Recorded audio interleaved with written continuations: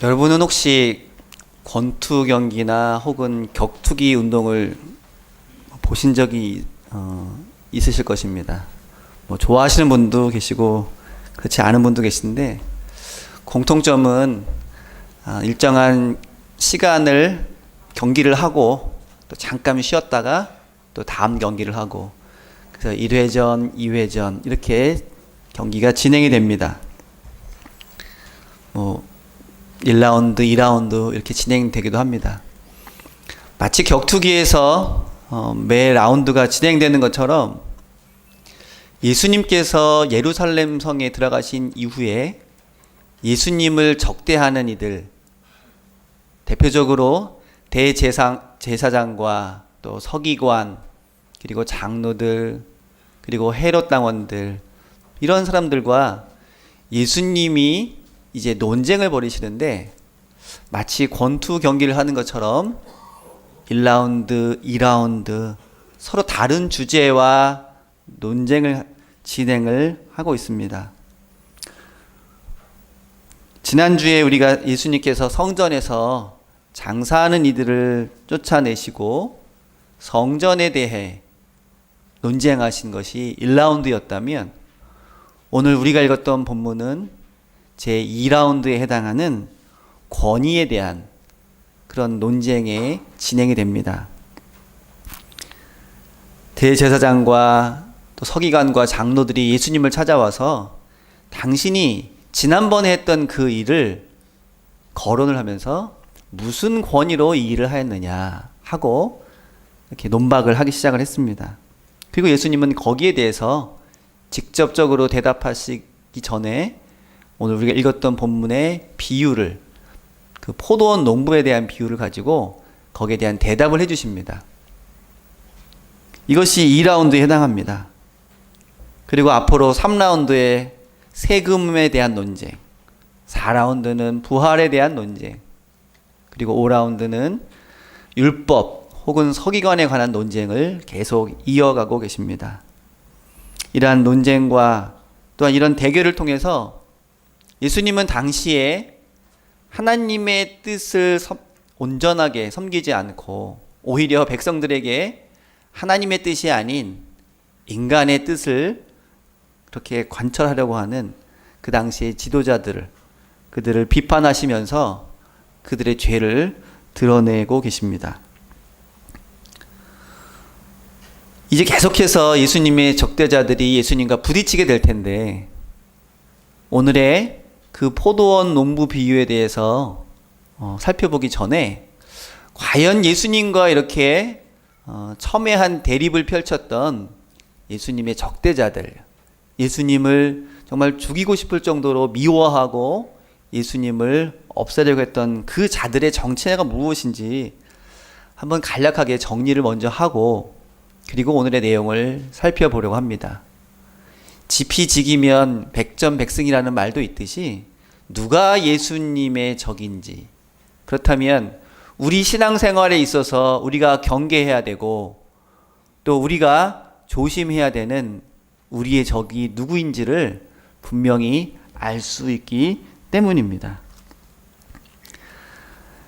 이스라엘이 바벨론에 의해서 멸망을 당한 기원전 586년, 그때를 시작으로 해서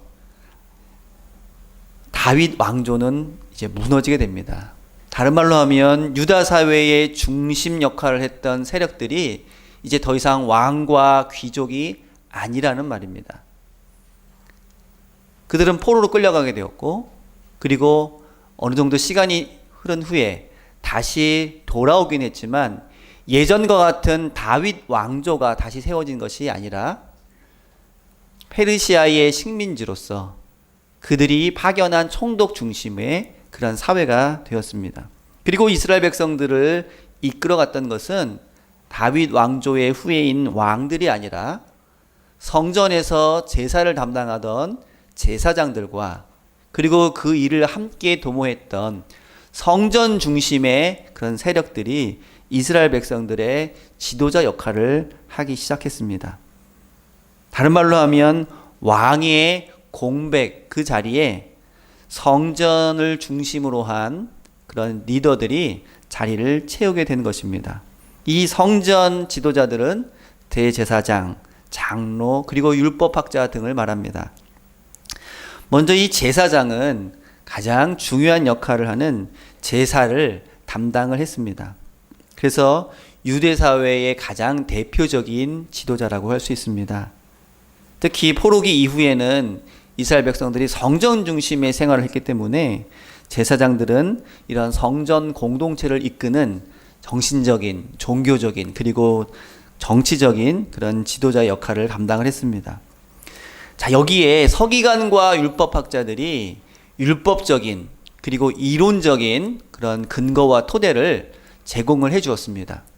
이스라엘 백성들이 무엇을 해야 하는지 또 어떻게 살아야 되는지를 말을 하려고 할 때 그 모든 근거는 율법 그리고 성경으로부터 비롯되는데 그 율법과 성경을 연구하고 해석하고 또 적용하는 데에 이 서기관과 율법학자들이 큰 역할을 감당을 했습니다.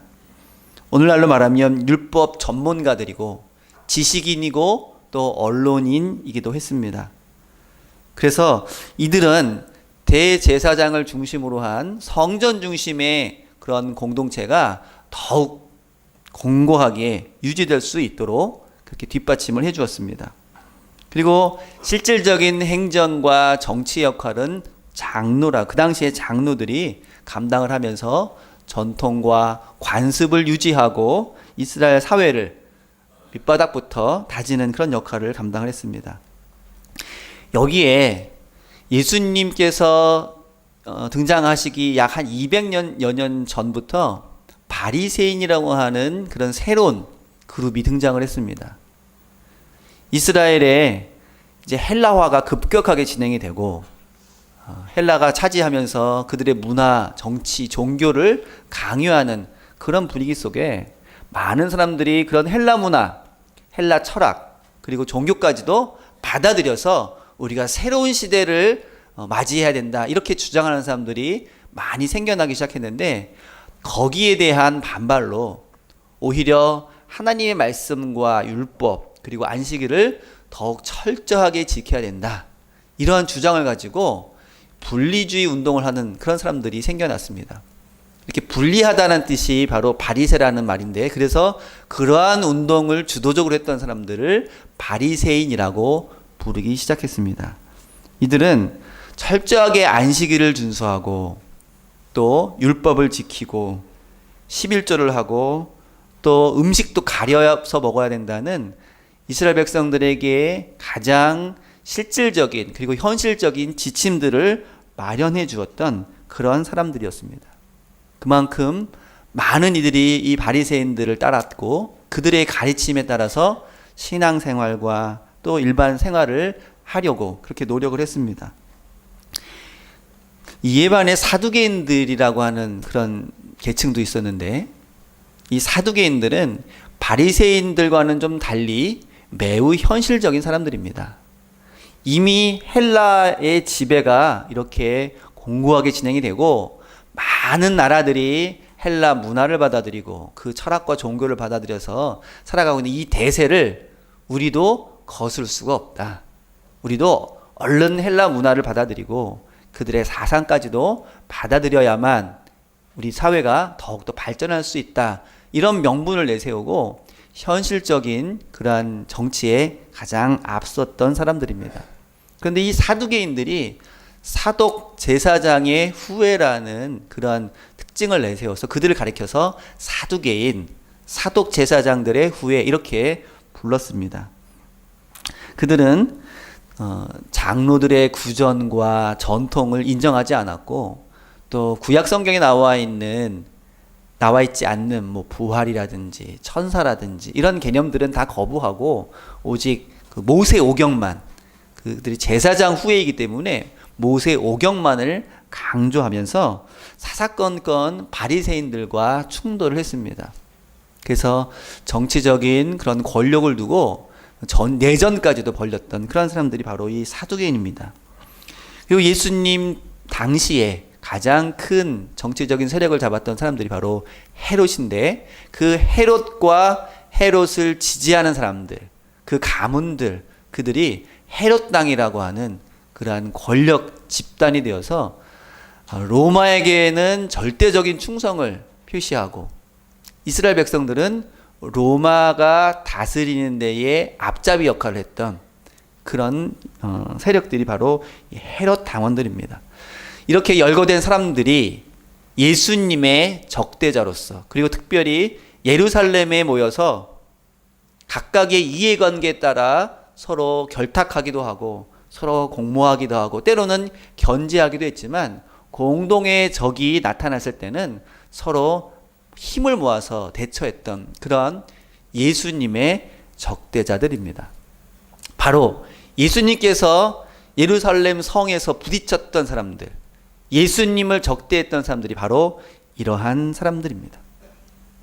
자, 그들이 예수님께서 등장하셔서 하시는 일들을 보고 성전에서 장사하는 사람들 쫓아내는 것을 보고 자신들의 지도력, 자신들의 권위가 침해받는다는 생각을 가지고 힘을 모아 이제 이 문제를 해결하려고 했습니다.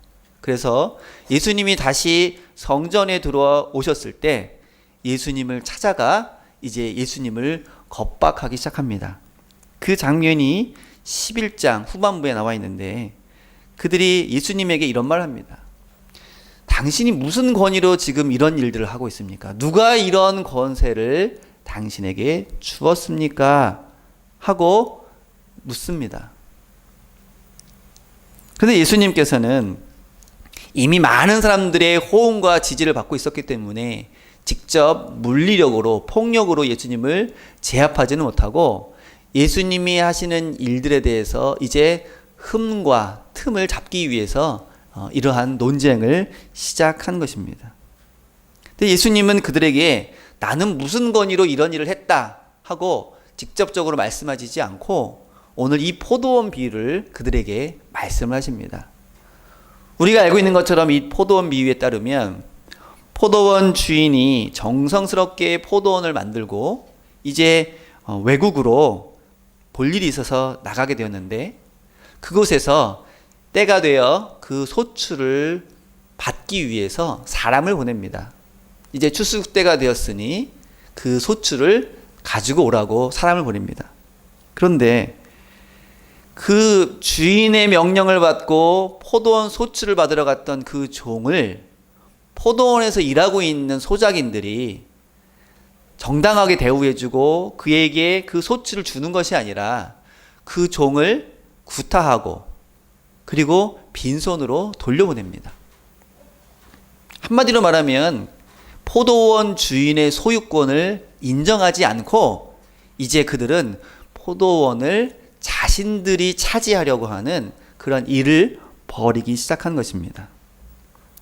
주인은 그 소식을 듣고 다른 종을 보냅니다. 이번에는 좀 더 강한 메시지를 가지고 아마 그 포도원으로 갔을 것입니다. 그런데 포도원에서 농사를 짓던 그 소작인들은 주인이 다시 보낸 종마저도 심히 구타하고 빈손으로 돌려보냅니다.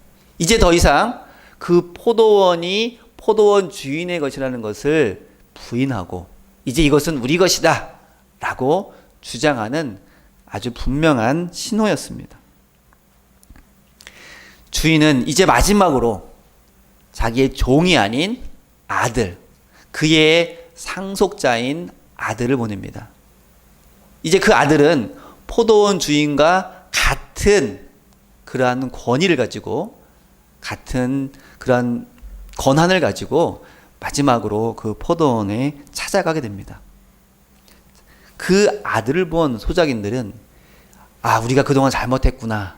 이제 포도원에 아들이 왔으니 장차 그 포도원을 상속받을 주인이 왔으니 우리가 그 주인을 주인 대접하자라고 한 것이 아니라 그들은 이제 그 사건을 기회로 삼아서 유일한 상속자가 왔는데 만약 저 아들이 없으면 이제 이 포도원은 완벽하게 우리의 소유가 된다라는 잘못된 생각을 가지고 급기야 그 아들을 살해하고 맙니다. 그리고 포도원 밖으로 내던져 버립니다. 그 소식을 들은 포도원 주인이 이제 군사들을 이끌고 와서 그 포도원에서 일하는 사람들을 다 잡아서 심판을 하고 새로운 사람들에게 그 포도원을 맡길 것이 아니냐.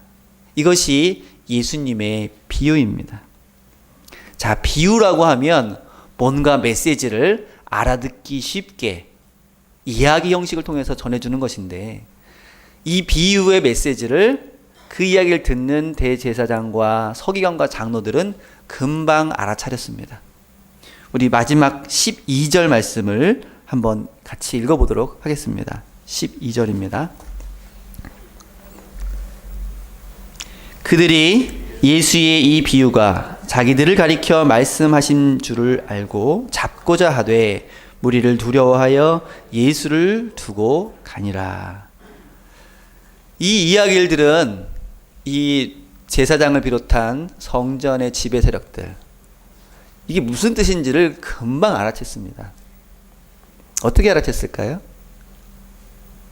포도원에서 일하는 농부들이 그 주인이 떠난 틈을 타서 그 포도원을 차지하기 위해 주인이 보낸 종들도 때려서 빈손으로 보내고 나중에는 그 아들까지 죽여서 포도원을 차지하려고 했던 것처럼, 하나님께서 이스라엘 나라를 제사장과 서기관과 또 장로들, 이런 사람들에게 맡겨서 잘 봉사하고 섬기고 하나님의 뜻대로 다스리라고 그렇게 위임하셨는데, 정작 제사장을 비롯한 서기관과 장로들, 그리고 신흥 세력인 바리새인, 사두개인 이 헤롯 당들은 그런 하나님의 뜻에 부합하게 이스라엘 백성들을 다스린 것이 아니라 자기들의 욕심을 채우기 위해서 하나님이 보내신 선지자도 핍박을 하고 결국은 하나님의 아들로 오시는 예수님마저도 십자가에 못 박게 될 것이라는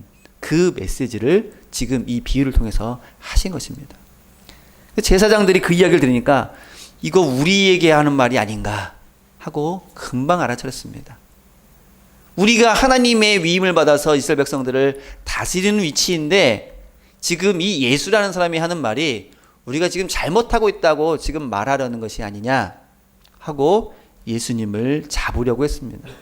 그런데 그 자리에 많은 사람들이 함께 있었기 때문에 잠시 시간과 여유를 두고 두고 보자 하는 마음으로 이제 예수님을 떠나가게 됩니다. 우리가 성경을 읽으면, 여러분들 성경을 읽으실 때 이건 남의 얘기다, 옛날 얘기다 이렇게 읽으십니까? 아니면 이건 바로 나의 얘기다 라고 읽으십니까? 성경을 남의 얘기를 읽으면 우리와는 상관없는 그러한 옛날 얘기가 돼버리고 맙니다.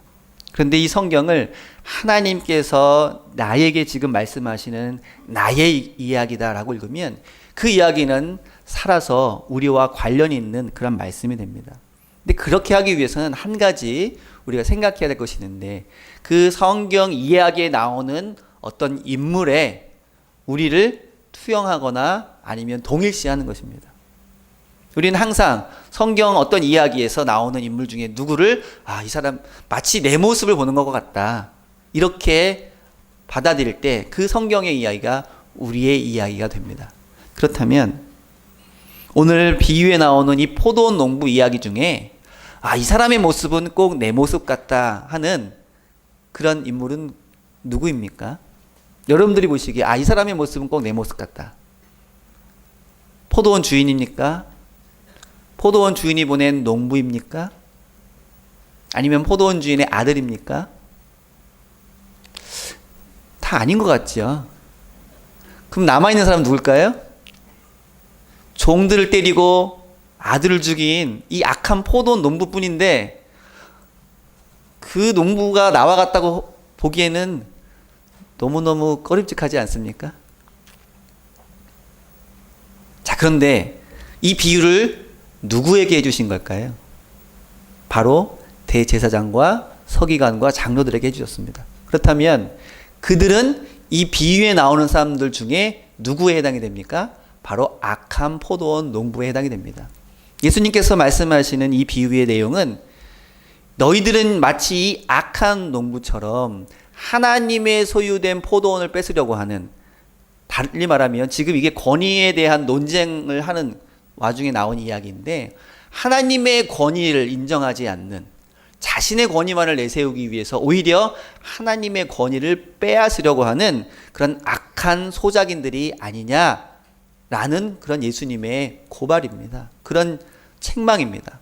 그렇다면 이 이야기를 듣는 청중이 동일시해야 되는 사람은 바로 악한 포도원 농부입니다. 그리고 제사장들은 그걸 알았어요.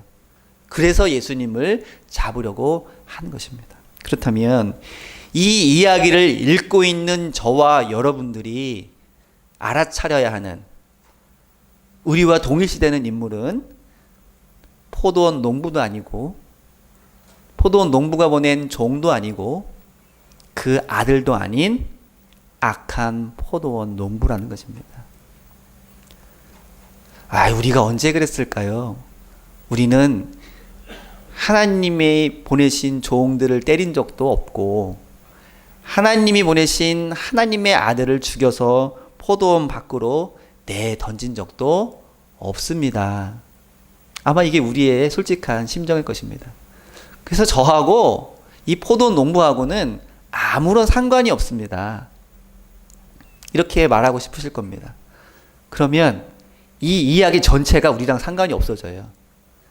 포도원 농부도 상관이 없고, 종들도 상관이 없고, 그 아들도 상관이 없고, 남아있는 이 포도원 농부도 상관이 없다면 아무도 우리와는 상관이 없지 않습니까? 그러면 이 이야기는 우리와는 전혀 상관없는 그런 남의 얘기가 되어버린다는 것입니다. 예수님께서 다른 본문에서 이렇게 말씀하셨죠. 양과 염소를 구분하면서 너희는 양과 같다, 너희는 염소와 같다. 그 중에 염소에 해당하는 사람들에게 내가 배고플 때도 먹을 것 주지 않았고, 헐벗을 때도 입을 옷 주지 않았고, 목마를 때 마실 물도 주지 않았고, 내가 아프고 힘들 때 나를 찾아봐 주지도 않았다. 이렇게 말을 했는데 그들이 뭐라고 합니까? 제가 언제 그랬습니까?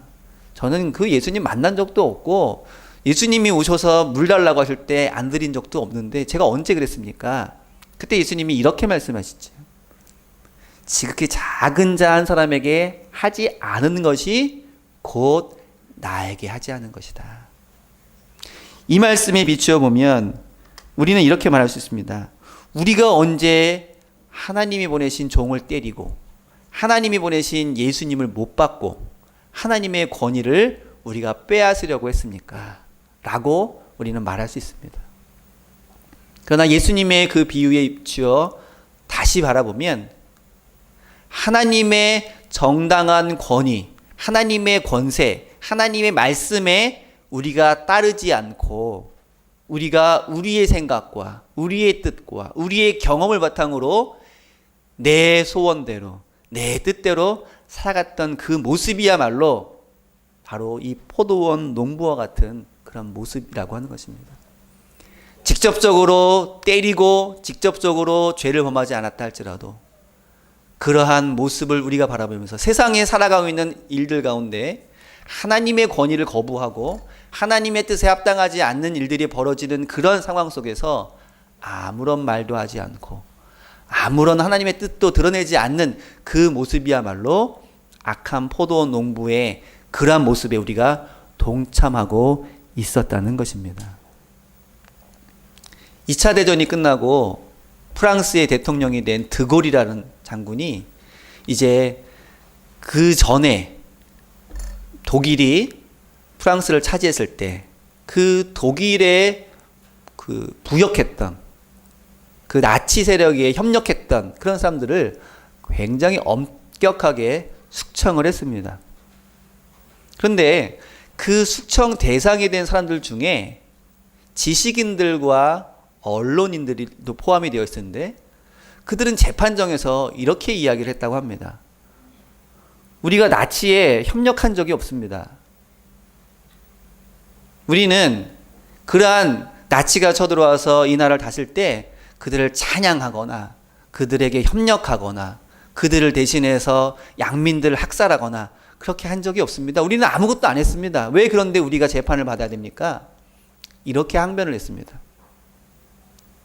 그때 드골이 자기의 책에서 이렇게 씁니다.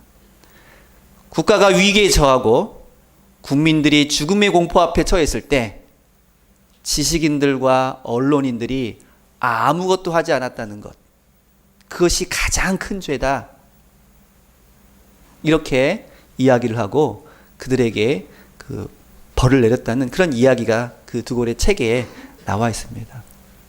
하나님의 나라를 위해서 우리는 당연히 부르심 받은 자들로서 헌신하고 충성하며 그 뜻을 이 땅 위에 세우는 일에 부름받고 이를 감당해야 하는데, 이 땅 위에 일어나는 모든 일들이 하나님의 뜻대로 이루어지기보다는 오히려 하나님의 뜻과는 정반대인, 하나님을 사랑하고 이웃을 사랑하는 일이 아니라 하나님을 거부하고 하나님을 모욕하고 또 이웃을 내 몸처럼 사랑하는 것이 아니라 이웃을 마치 종이나 기계 부품처럼 함부로 여기는 이 세상 가운데, 그래서 많은 하나님의 백성들이 고통당하고 어려움당하는 이러한 현실 속에서 부름받은 그리스도인들이 아무것도 하지 않았다는 것.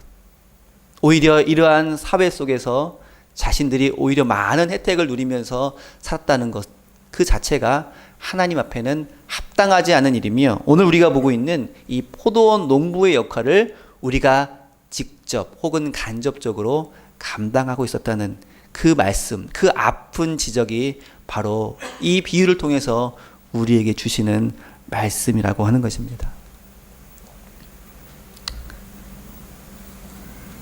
하나님께서는 그것이 어느 시대이든지 혹은 어느 장소이든지 하나님께서 만들어주신 이 세상 속에, 그리고 하나님께서 부르신 이 사람들 가운데 하나님의 권위, 하나님의 뜻이 세워지기를 원하십니다.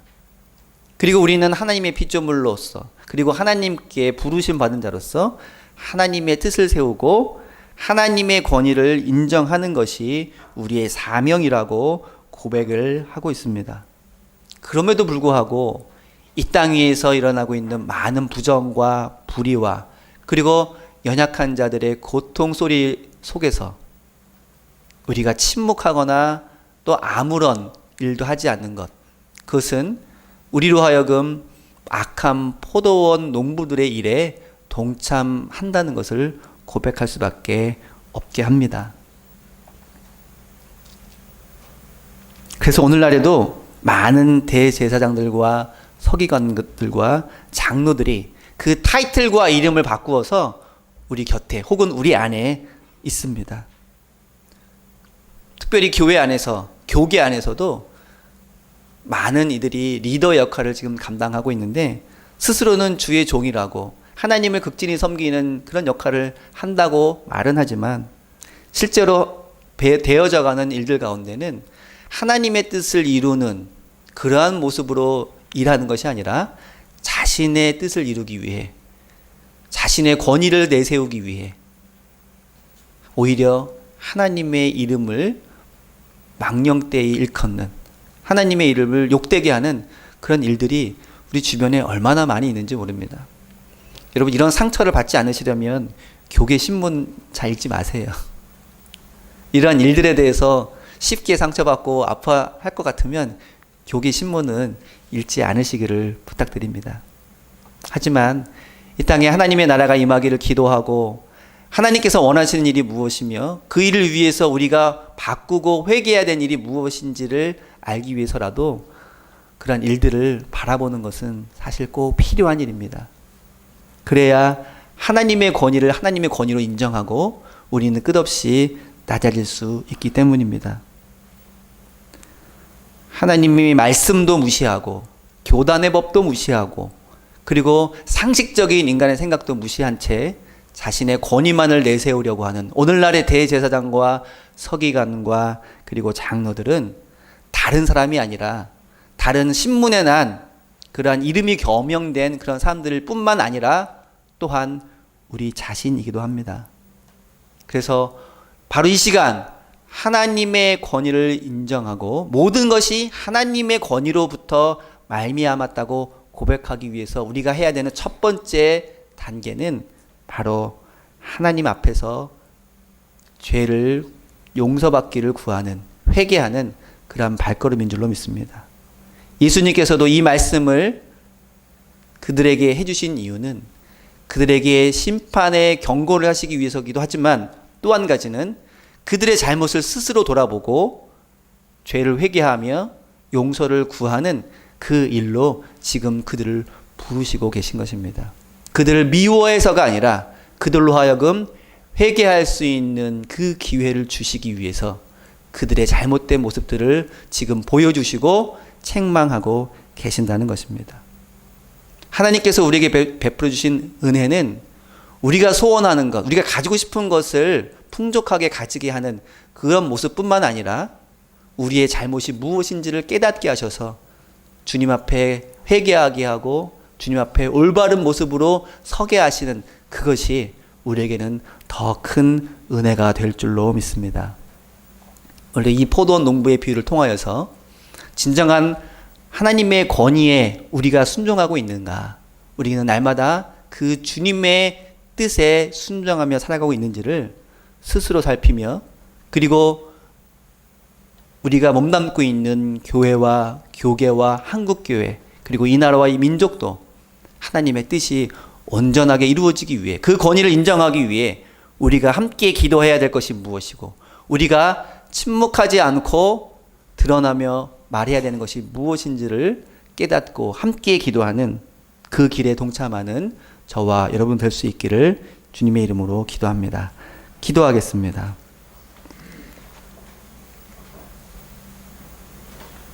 그러므로 너희는 회개하라. 그렇지 않으면 내가 속히 가서 내 입의 검으로 그들과 싸우리라. 하나님 아버지, 우리는 주님께서 택하신 백성이요, 하나님께서 하나님의 자녀로 삼으신 귀한 존재임을 늘 고백하며 감사드리고 있습니다. 그러나 우리의 고백처럼 우리가 하나님의 뜻을 우리의 삶 가운데 이루기 위해서 얼마나 애쓰며 또 헌신하며 살아가고 있는지 돌아보게 하여 주옵소서. 오늘날 하나님의 권위를 앞세우면서도 속으로는 자신들의 이름이 드러나기를, 자신들의 권위가 더욱더 공고해지기를 원하며 서슴없이 그 일들을 도모하는 이들이 얼마나 많은지요.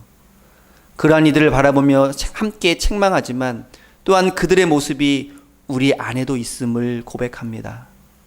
날마다 우리 삶 가운데 하나님을 인정하며 하나님의 뜻대로 살아가기 위해서 애쓰고 수고하는 것이 아니라 우리의 뜻과 우리의 욕망과 우리의 탐욕을 채우기 위해서 오늘도 살아가는 것은 아닌지, 우리의 모습 가운데 포도원 농부와 같은 모습이 있지 않은지 돌아보게 하여 주옵시고, 날마다 주님 앞에 겸손한 모습으로 회개하며 주님 앞에 설 수 있도록 인도하여 주옵소서. 주님과 함께 동행하며 주님의 뜻을 먼저 이루기 위해 애쓰고 수고하는 저희 모든 수석교회가 되게 하여 주셔서 하나님의 넘치는 은혜와 또 하나님의 은총이 늘 함께하는 복되고 귀한 교회 될 수 있도록 인도하여 주옵소서. 감사드리며 예수